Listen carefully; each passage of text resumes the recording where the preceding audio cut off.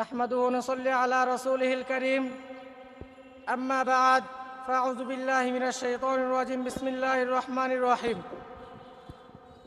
الحمد لله আজকে কোরআন আলো ফাউন্ডেশন কর্তৃক প্রয়োজিত আলহামদুলিল্লাহ আমরা হাদিসের মধ্যে পড়েছি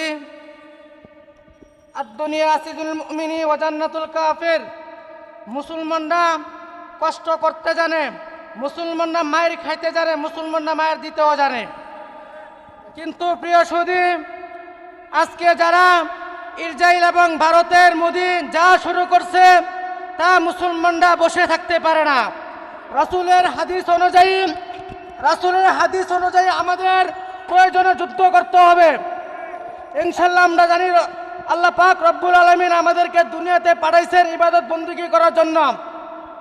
ইনশাআল্লাহ শুধু নামাজ পড়া যেরকম ইবাদত, রোজা রাখা যেরকম ইবাদত, সেরকমভাবে যুদ্ধ করা ইবাদত। যখন দুনিয়ার জমিনে যুদ্ধ লাগবে তখন মুসলমান তুমি মসজিদে কোনায় বসে জিকির করলে হবে না, প্রয়োজনে তোমাকে যুদ্ধের ময়দানে তোমাকে নামতে হবে। প্রয়োজনে আমরা মুসলমান যুদ্ধের ময়দানে নামতে আসি আমাদের মুসলমান ভাইদেরকে রক্ষা করার জন্য। আমাদের মুসলমান ভাইদের কষ্ট আমরা সহ্য করতে পারতেছি না, প্রয়োজন আমরা যুদ্ধ করতে রাজি আছি।